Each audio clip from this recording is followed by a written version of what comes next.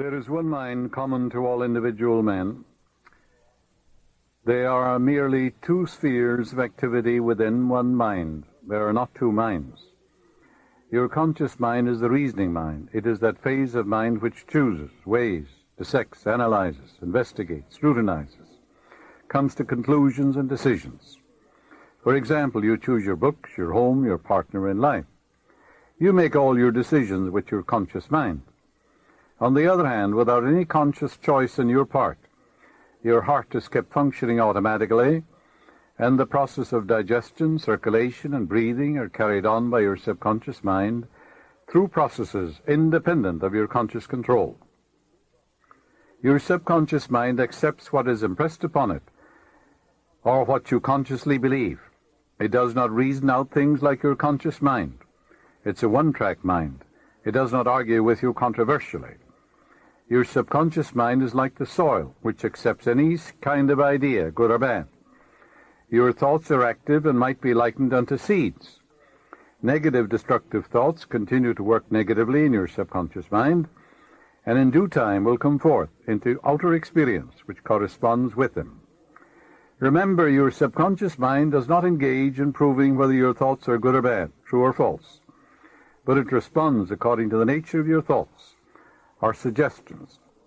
For example, if you consciously assume something to be true, even though it may be false, your subconscious mind will accept it as true and proceed to bring about results which must necessarily follow because you consciously assumed it to be true. Your subconscious mind cannot argue controversially. Hence, if you give it wrong suggestions, it will accept them as true and will proceed to bring them to pass as conditions, experience, and events. Your subconscious mind is oftentimes referred to as your subjective mind. Your subjective mind takes cognizance of its environment by means independent of the five senses. Your subjective mind perceives by intuition. It is the seat of your emotion and the storehouse of memory. Your subjective mind performs its highest functions when your objective senses are in abeyance. In a word, it is that intelligence which makes itself manifest when the objective mind is suspended or in a sleepy, drowsy state. Your subjective mind sees without the use of the natural organs of vision. It has the capacity of clairvoyance and clairaudience. Your subjective mind can leave your body, travel to distant lands, and bring back information oftentimes of the most exact and truthful character. Through your subjective mind, you can read the thoughts of others, read the contents of sealed envelopes and closed safes. Your subjective mind has the ability to apprehend the thoughts of others without the use of the ordinary objective means of communication. It is of the greatest importance that we understand the interaction of your objective and subjective mind in order to learn the true art of prayer. When your conscious and subconscious mind function harmoniously and peacefully, when they work together in unison and in harmony, the result of that is harmony, health, and peace, and joy, and happiness. All the evil, the pain, the suffering, the misery, and the war, and the crime, and the sickness in the world are due to the inharmonious relationship of your conscious and subconscious mind. Remember, we said your subconscious is impersonal and non-selective. In the Bible, it says the husband is head of the wife. The husband in the Bible is your conscious mind, and the wife is called the subconscious in the Bible. That's not true from a literal standpoint, but it's true psychologically only. Your subconscious is controlled by your conscious mind. It's amenable to suggestion and controlled by it.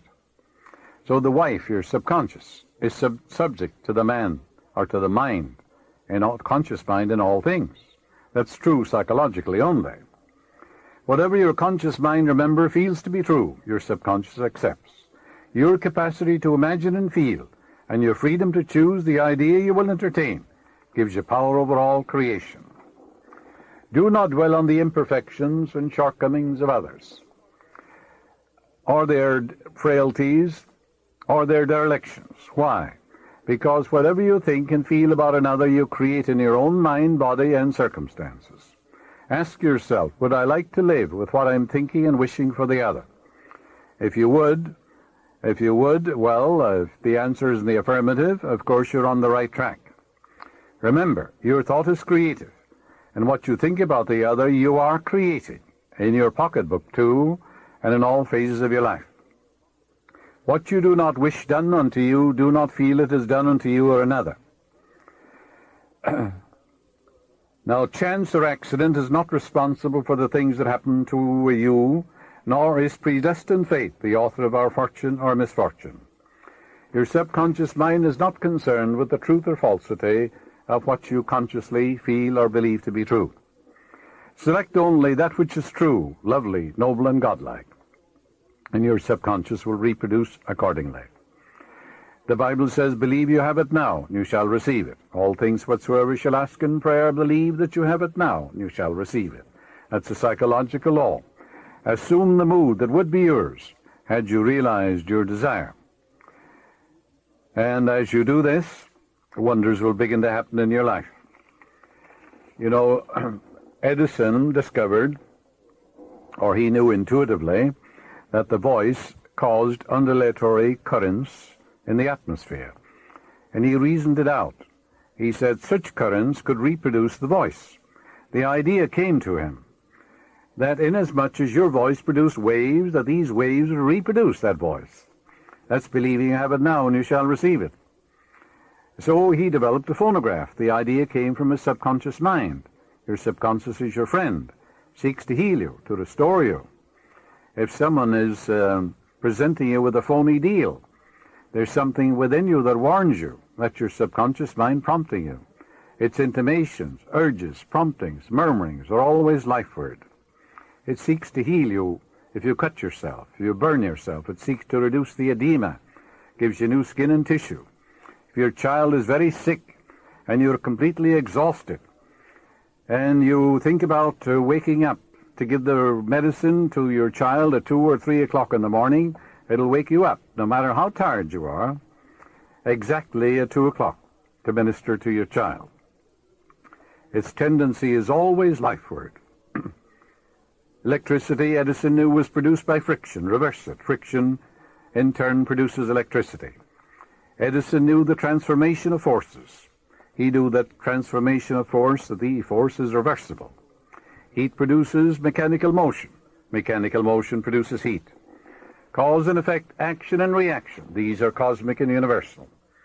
Pray believing that you already possess what you pray for. Yes, and it will come to pass. This is the law of inverse transformation.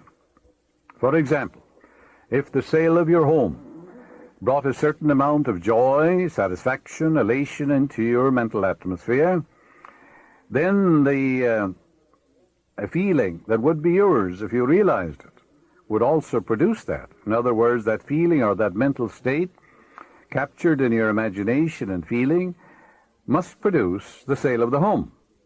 Because if the sale of the home, actual sale of it, brought a certain joy and satisfaction to you, then reverse it. Capture the feeling, the mood that would be yours if you sold it, by imagining the check in your hand, giving thanks for it, depositing it in the bank, doing the things you would do were your home sold, all in your mind or your imagination, and then that attitude of mind will produce it.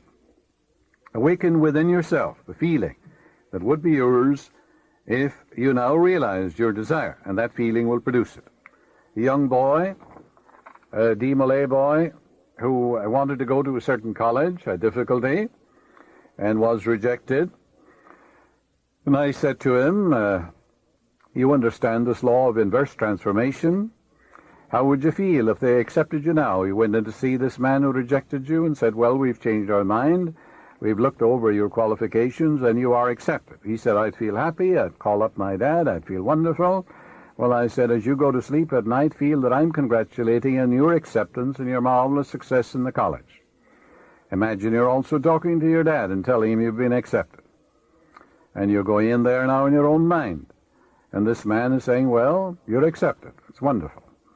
All right, you can capture that feeling, that in your imagination, that inner mood. And he did that, and he was accepted.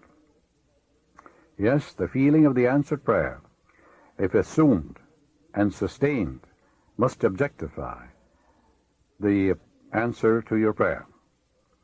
So that's the meaning. If he calleth things that be not as though they were, and the unseen become seen. If a physical fact can produce a psychological state, then that psychological state can produce a physical fact. That's the meaning of all things whatsoever you shall ask in prayer, believing. Believe that you have it now and you shall receive it. How can you believe you have it now? Well, the reality of it is an idea, isn't it? A mental picture in your mind. So you accept the mental picture, dramatize it, feel the reality of it, rejoice in it, believe in the law of growth, knowing that the seed you put on the ground will grow if you nourish it, sustain it, water it, and fertilize it. The philosophy of 6,000 years has not searched the chambers and the magazines of the soul. Emerson said that. Your mind is your consciousness is the sum total of all your subjective and objective impressions and awarenesses. Your mind is a medium of ideas. It's a collection of impressions. Some are good and perhaps some are not so bad. Your mind, therefore, is a medium for all sorts of impressions, and your mind should be open only to ideas which heal, bless, inspire, elevate, and dignify your soul. For ideas are our masters. Ideas generate emotions. The reason there is so much misery in the world is the ideas many men hold are completely false. And these emotions get snarled up in the subconscious, and they must have an outlet. And being of a negative nature, it must be a negative outlet.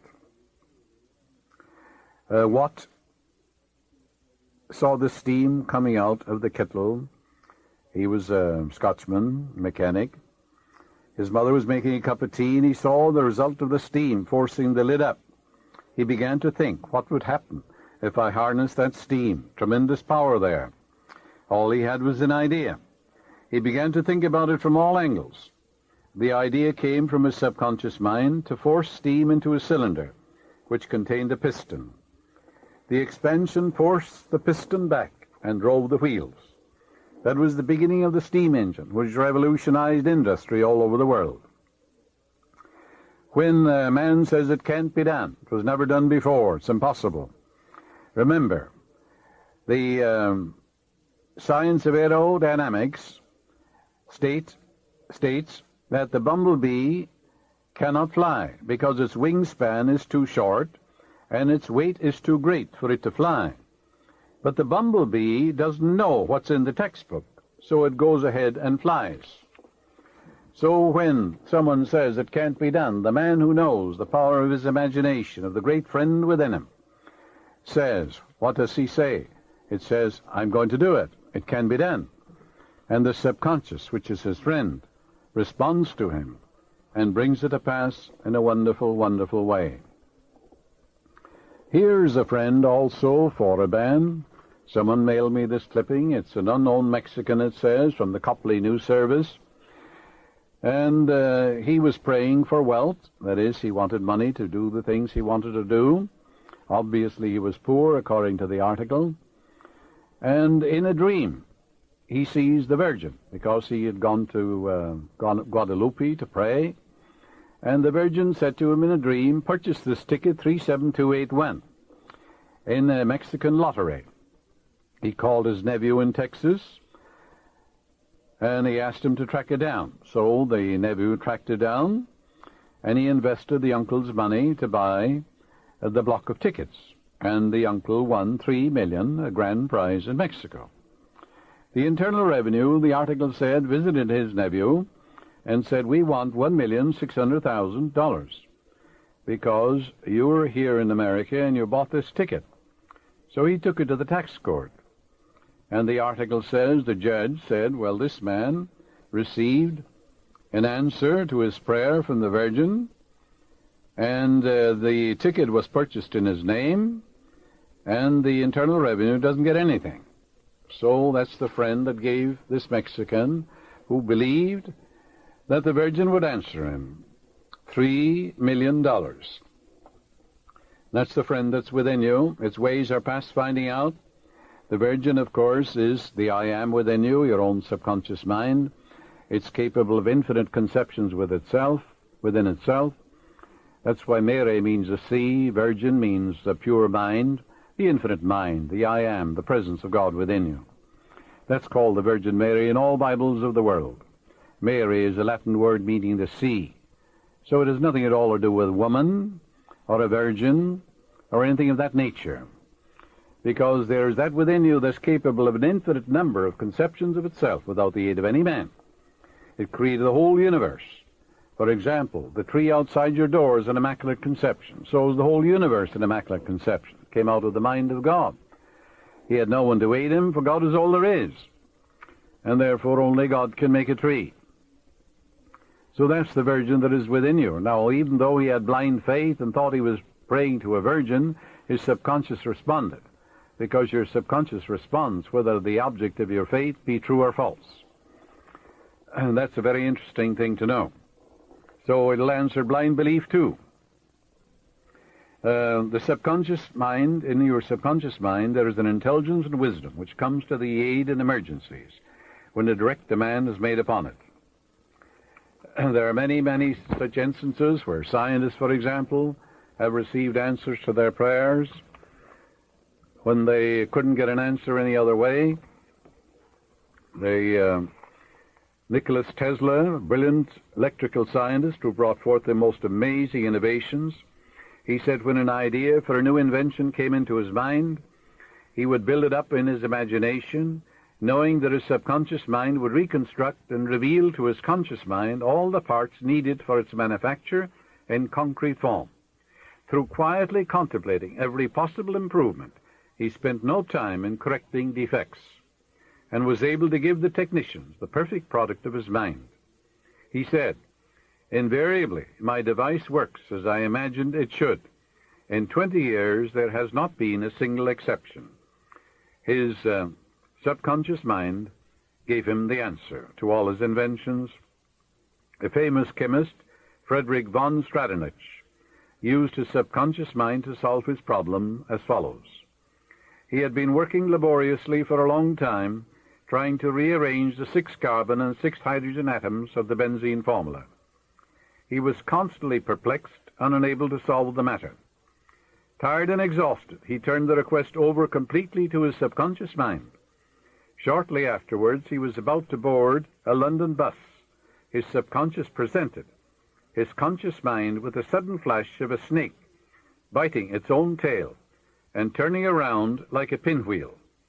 This answer from his subconscious mind gave him the long-sought answer of the circular rearrangement of the atoms that is known as the benzene ring, and every high school boy knows how that came to pass through this, you might say, flash of illumination from the depths of the man's subconscious mind. Countless inventions came through that way. The Bible says, "I, the Lord," meaning your subconscious mind, "will make myself known unto a man in a vision, will speak to man in a dream." When I use the term subconscious mind, I'm talking about the great universal mind. I'm not looking at it from a Freudian narrow standpoint, where it deals with a mind of sex repressions and frustrations and inhibitions and things of that nature. Not at all.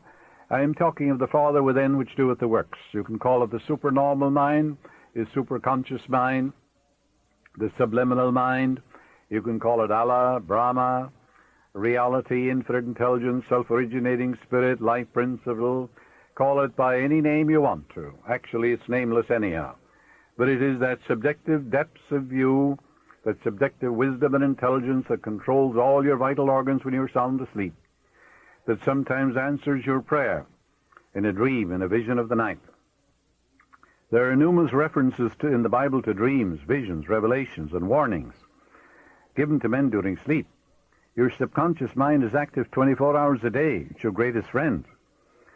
The Bible points out that Joseph was accurate in his analyses of the dreams of Pharaoh. His mental acumen and sagacity in predicting the future through the interpretation of dreams brought him praise, honor, and recognition by the king. Dreams have captivated scientists, scholars, mystics, and philosophers down through the ages. Many answers to man's most acute problems have been given in dreams. Since biblical days, various interpreters and expositors in every country have been engaged in the analyses and interpretation of dreams. Freud, Jung, Adler, and many other distinguished psychologists and psychiatrists have studied the symbols portrayed in dreams. And by interpreting the meaning to the conscious mind of the patient, they have released hidden phobias, fixations, and other mental complexes.